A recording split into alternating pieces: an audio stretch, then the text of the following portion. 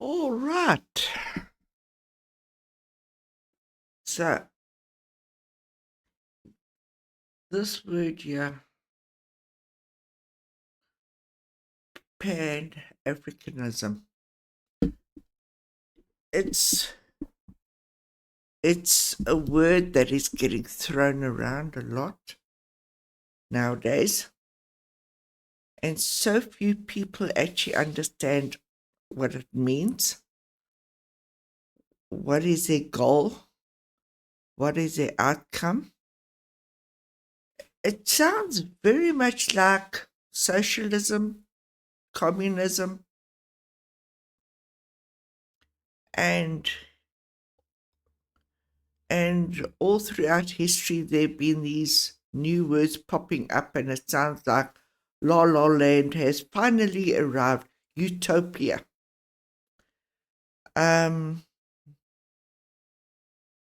But you are still dealing with mankind that is generally selfish, greedy, and wants to be on top. So let's get into this young lady that is clearly in favor of it, and she thinks it's a great idea. But yeah, she's young, so let's just leave it at that. Let's hear what she has to say. What is Pan-Africanism? Pan-Africanism is grounded in the belief that all African descendants, whether inside or outside the continent, are one nation, due to sharing an interconnected history. So, okay, right there. If you happen to be a black person staying in a majority white country, are you going to be told by the people of the same color skin as you to go back to your roots, to your father's, mother's country? Like right there happens to be a major problem for, okay, those people who, let's say, live in, I don't know, Canada, Japan, wherever. A political movement and an ideology that was very popular during the 20s, so when colonialism was still flourishing. Du Bois, Kwame Nkrumah, Marcus Garvey. Let's get this straight about this word colonialism. The white people went to black countries to go and build infrastructure. And of course, the white people left, gave the countries their freedom, independence, and what happened? Just look at the whole of Africa. It's a shithole. I'm so sick of these little terms. Ugh. Garvey and Malcolm X were some of the leading characters who wanted to create a counter view against the Eurocentric view of Black people at that time. What forms of activisms do we find today? And funnily enough, Malcolm X lived in the USA. So why didn't he go back to Africa? Very odd. Yeah, it just goes to show you, eh? On the continent, in Senegal, Binta Sarr would be a great example. She founded the NGO Aprofis, which focuses on women's rights in 35 villages. They set up speaking and listening spaces for women who were victims of violence, but also offered reading and writing courses, as well as agricultural programs to ensure food security. Binta Sa is also part of Africans Rising, which is a pan-African movement of people working for justice, peace, and dignity on the continent, but also in the diaspora, which brings us straight back to. And this young lady does not live in Africa. Guaranteed. Vienna.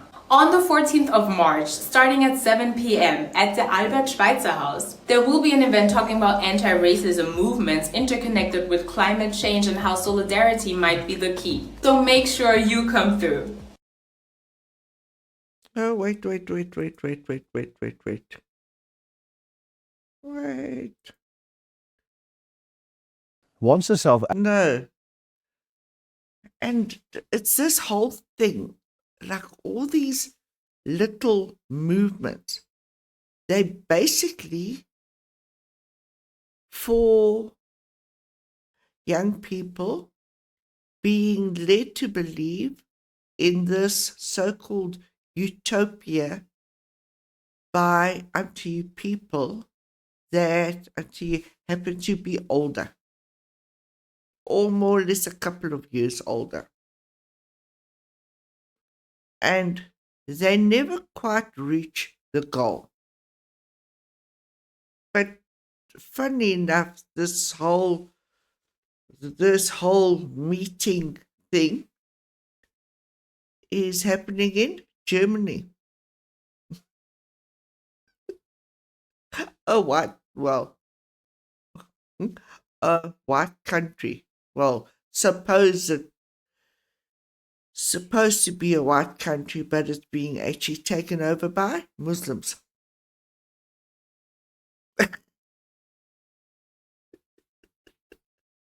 Oh, God. Oh, yeah. Yeah, so that was it. I just thought that I would show that. So now we're going straight into, also on the same topic, Pan-Africanism. So Zuma wants to go that way. The question should be, since 1994, why has there been such a total invasion of black people from northern places into South Africa? Because that's what they want. They want, I'm telling you, South Africa to become Pan-Africanism. And then, I'm telling you, Africa, the whole continent will be an absolute dog show. Because there'll be one tribe fighting another tribe and everything, which I have actually explained before. So let's see what this video is about.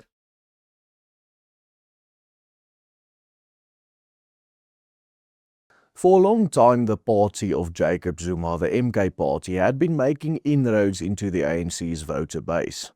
At this point, it has become so strong that they may very well overtake the ANC to become South Africa's largest party after the next general election, and maybe even govern this country in the future if trends hold. And with the ANC hemorrhaging voters and the EFF becoming increasingly irrelevant by the day, it looks like the MK party will soon be home to South Africa's majority black voter base. Now this party, the MKP, is becoming even more radical than the EFF ever was. They are openly arguing that South Africa's constitution as a whole needs to be abolished because, and I quote, it's too Western, too Christian, and therefore too un-African. Any country that has not got a constitution becomes lawless, chaotic, bloodshed, and tribal. Just look, do your own research. Every civilized country has got a constitution. It keeps people in check.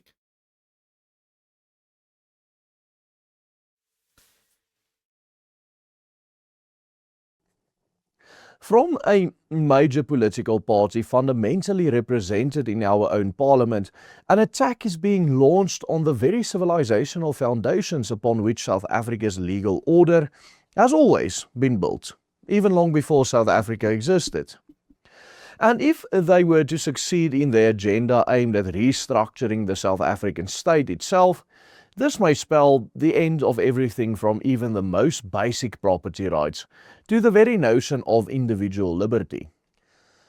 Jacob Zuma, South Africa's former president and the de facto leader of South Africa's fastest growing political party, Umkhonto weSizwe, has completely restructured his party ahead of this year's municipal election. He disbanded the current command structure completely and established a centralized so-called MK Party Institute, which will henceforth exercise. And just remember, Zuma has only got a grade 4 level education.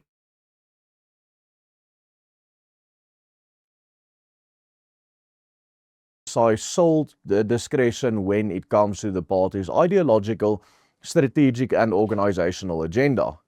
According to Mr. Zuma, this overhaul of the party's structure was the result of an 18-month study which highlighted the necessity of this.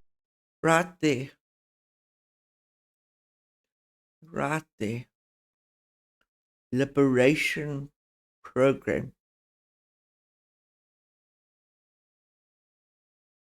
When is this liberation thing happening ever going to happen? When? Since 1994, they've been free, they've been in charge, they've been ruling. They love using these terms: revolution, liberation, freedom.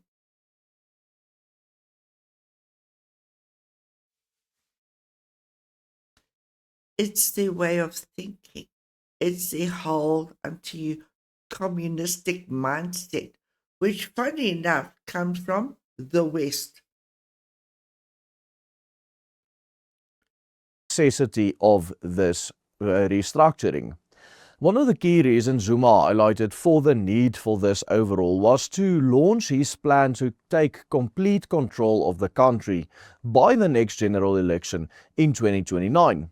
But this plan includes by far the most revolutionary notion ever to be openly presented in the history of South Africa's politics: doing away with the constitution and even abolishing the very legal principles and structure underlying the constitution itself, the Roman Dutch law. Stay tuned, because what I am about to uncover should make your hair raise. It is actually quite profound. The MK Party recently made headlines with several proposals aimed at amending or changing the South African Constitution. Perhaps the most notable proposal being doing away with Section 235, which guarantees the nations and people groups in South Africa the right to self-determination for every nation. Although this That is absolute comical. Self-determination.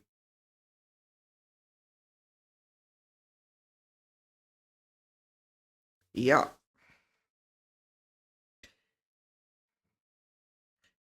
So for the black person, they can have it.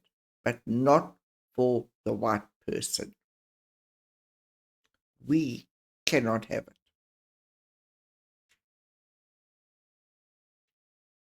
Section has never been fully operational through national legislation, it has long been cited in debates surrounding the rights of communities such as Orania and Kleinfontein, and even the Cape independence movements. Last month, the MK Party formally introduced a bill aiming at repealing the entire Section 235 entirely. And the party argued that the clause creates confusion, contradictions, and ambiguity, and claimed it has increasingly been used to justify what it condemns as racially exclusive enclaves, of course referring to such places as Kleinfontein and Orania. And yet, if I want to go and visit, look at Zuma's kingdom, I cannot go there. I am not allowed there.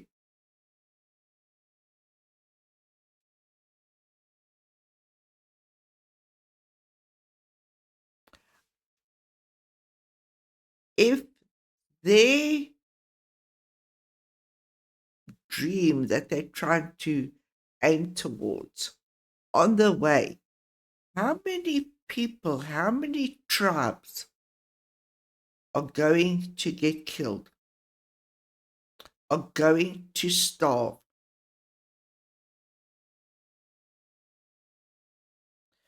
And then whoever is in charge, Zuma, will fly on a plane which happens to be a Western thing, and he'll go to the UN,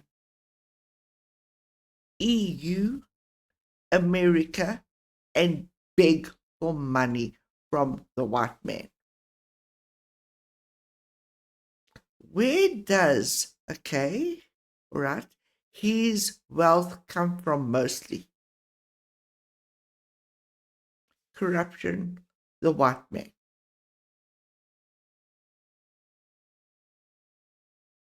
But its most radical bill so far is undoubtedly the one it plans to introduce this month, which will amend Section 25 of the South African Constitution, which of course governs property rights. This proposed so-called Land Expropriation Amendment Bill will effectively abolish private property rights in South Africa from the Constitution by nationalizing all land and property in the entire country. Yet, with the latest overhaul by Zuma, the party has gone even one step further and is now calling for the Constitution itself to be completely abolished and rewritten altogether in a more African way, to use his words. In a statement released over the past weekend, Zuma claims that conventional party politics across the world is increasingly becoming weak and untrustworthy, and that it is time for a new course. He further notes that the party has decided to reform itself to better align with the ideals of Pan-Africanism, the Black Consciousness movement, as well as Afrocentrism. Zuma then proceeds to make one of the most revolutionary statements ever recorded in the history of South Africa's politics, and he noted, "The MK Party, and I quote, believes that South Africa requires a new constitutional conversation rooted in the aspirations, history, traditions, values, and indigenous consciousness of the African people. The liberation of the..." This reminds me of, I think it was when Thabo Mbeki was in power. And suddenly everything was Renaissance, African, Renaissance. The whole world went crazy about that. Oh, it's wonderful, it's wonderful. So actually, then were some people that wanted actual proof about it. Like there must be some kind of proof. So, so they they took these people to some little stone wall, which obviously was from some house or some, I don't know, whatever. And they were trying their best to actually sell this unto you whole lie. And they were handbag made and material made. It's just the same lot of rubbish trying to get sold again. African people, or our people as he puts it, cannot continue to be governed solely through the current constitution, which was inherited by Roman, Dutch and English legal traditions that do not fully reflect the civilizational realities and aspirations of the African black majority. Leaders of the MK Party therefore call for a constitutional order grounded in justice, dignity and Africanism. The MK Party now argues that South Africa's legal system, including our current 1996 constitution, is something that needs to be rejected by the African people as un-African, imposed through 1996. They, themselves wrote the Constitution. Now it's like, no, we just scrap it off the shelf table and we just redo it again, but my way. These people are playing with lives.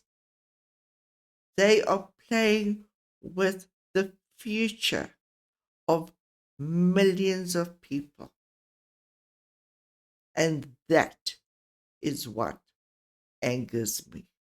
It is not something you can just make up and hope it's going to actually happen. There are certain laws in nature that will not change. If you actually throw up, I don't know, something, it's going to come down. If a person with this mindset, communist mindset, which I've said came from the West, it leads to death and famine. And you can warn people there is going to be a fire, but they will not believe you. No, it's never been tried before my way. I know better. Yeah. Dutch colonialism and British imperialism, because Roman Dutch law entered South Africa through the Dutch East India Company at the Cape in the 17th century and was later blended with English common law influences under British imperial rule.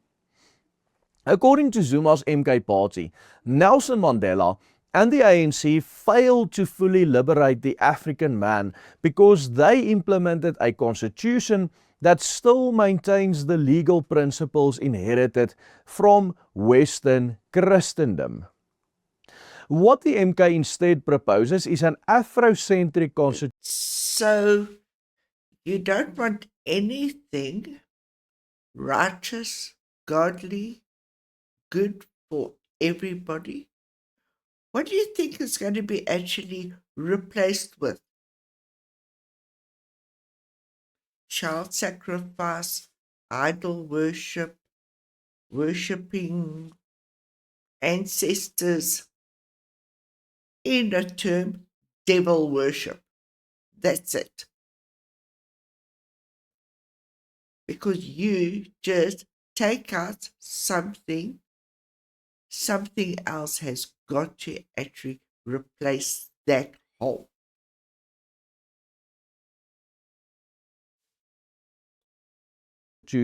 In which ideas as private property rights, the right to life, the right to a fair trial, equality before the law, the principle that government itself is subject to the rule of law, parental rights over their own children, the idea of liberty and freedom of association are completely done away with in exchange for something that And that is why it is so vitally important. Parents, raise your own kids.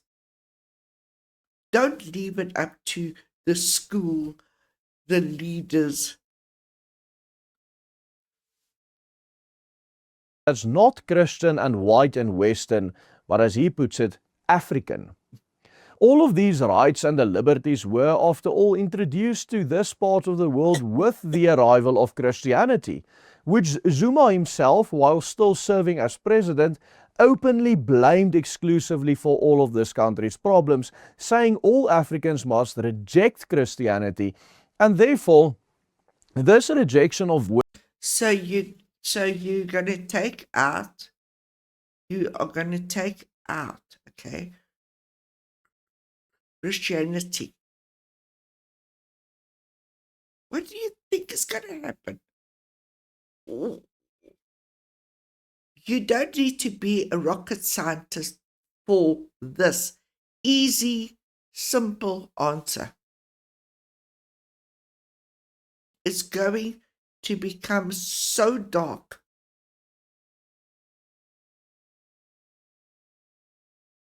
Western values and the constitution that has these Western values should be rejected as well because of the Christian influence that was that led to these systems such as the Roman Dutch legal system.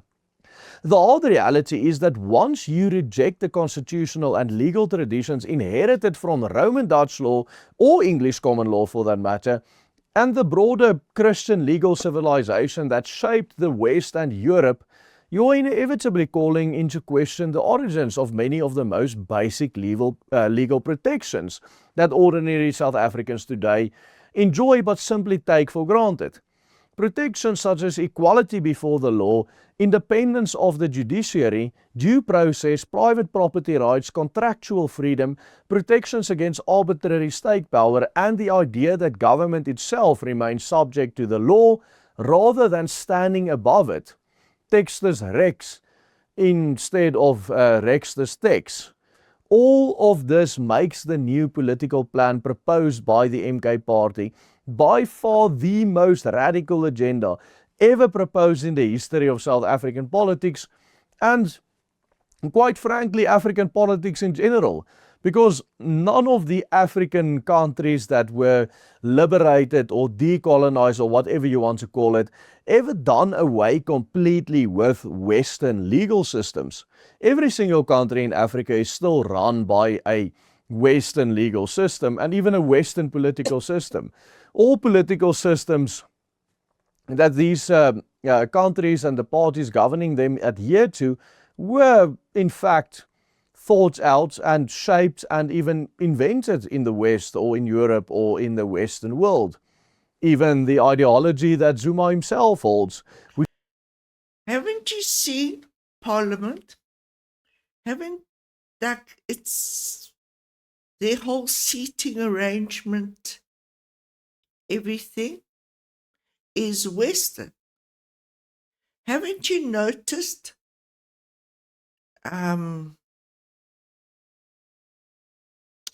if you go to any sort of leadership meeting, conference, it's very Western. When I tell you Ramaphosa walks to a plane or a car, whatever, there are people wearing outfits. I'm not sure what they are, if they're actually security, whatever. It's a Western idea. So, what are they going to actually replace it with? I would love to know all these finer little details, how they're going to change it into what? Which is Marxism, is also fundamentally coming Western. from the West and not from Africa itself. Although his party had put an African spin on it by calling it Africanism or Afro-Marxism or Pan-Africanism, as he put it in his own writings. At its deepest level, the issue here pertains to the heart of the battle between liberty, which had been the soul of the Western political thought for many centuries now, and tyranny. Because what the MK ultimately envisions with these plans for 2029 is an African dictatorship where the idea of the rule of the law is completely abolished. And the scariest part of all of this is that if current trends continue, the MK party has a very real chance of actually winning the next general election scheduled to be held in 2029. You see, the ANC and its daughter parties, if you want to call it that, has never really lost any votes. If you count the amount of votes that the MK party, the EFF and the ANC together had received in the last general election, and you look at the amount of votes the ANC had, or the percentage of votes the ANC had when they started taking power in South Africa, that number stays exactly the same. The only difference is that now the ANC or Afro-Marxist vote share, or you can even call it the black majority vote share, is split up between these three parties. But the MK party, if trends continue, may very well be able to reconsolidate this black majority voting bloc behind them as a party, because black people or black voters have shown that they are not willing to vote for a party such as the Democratic Alliance, who never received more than 4% of the black vote in this country. Black voters are increasingly getting fed up with the ANC, and they are looking for something different, something promising a better life for them. So, what's going to happen? You've got MK, Gigi's party, ANC. And they'll just bounce between those three. Whichever one sells the prettiest idea and the prettiest dream. In the meantime, you are wearing rags. Your children are starving and dying.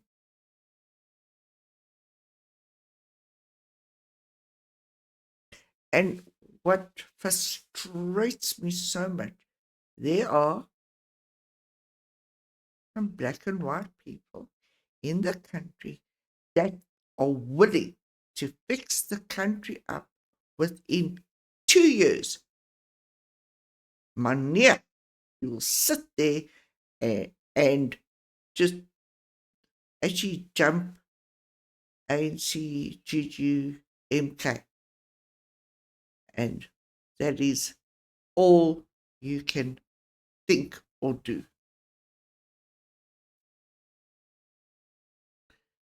Quite frankly. And the MK party is positioning itself to be that vessel, to be that hope for the black majority vote in this country. And they are quite successful at it, getting millions of votes away from the ANC. The party grew into the third largest party in the country after having been founded just mere months before the last 2024 general election. And according to a poll published 3 weeks ago, Jacob Zuma is the single political leader in South Africa. Look at this. Look at that.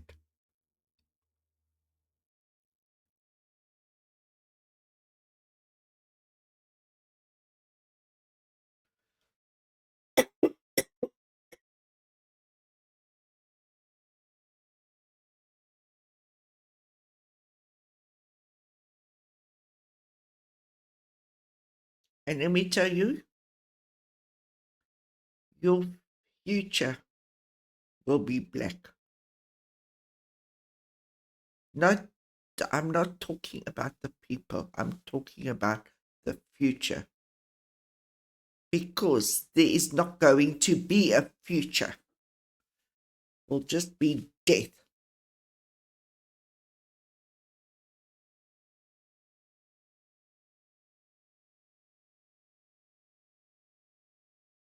Inspiring the highest level of trust among voters, putting Zuma on course to continue to grow his party even further in the immediate future.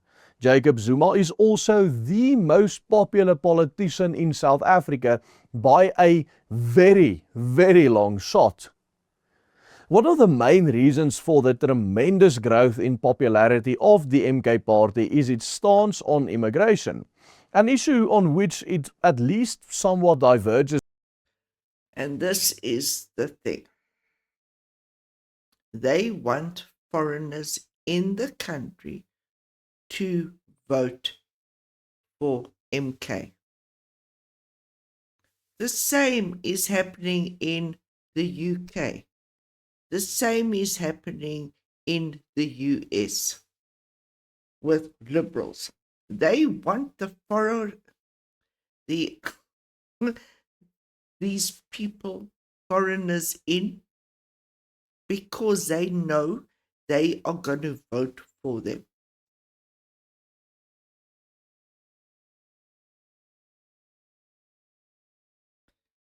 And then, this is what's so frustrating. You've got the leaders welcoming foreigners in. By that, I mean they aren't securing the border. They have the king of Nigeria, yeah, having little secret meetings behind closed doors. And the people, the ordinary person in the street, is not wanting them here. So right there happens to be a split. The people want something different, but the leaders are saying, no, don't worry, the country's growing, this and this and this. But it's come in, guys, come in.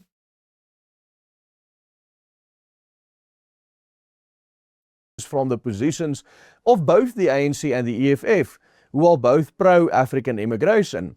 This is something we highlighted on this channel in a recent video, which you can... Yeah, and this is the whole thing. They aren't being honest. They're lying. Again. But hey, we've been talking about this for donkey's years. You can see it happening. Young girls, young men are handed drugs. They open up shops where the food is poison and young children buy the food, eat it and die. But hey, let's work together. Yeah. It's mind-boggling. Anyway, thanks for watching. And I'll see you on the next one. Bye.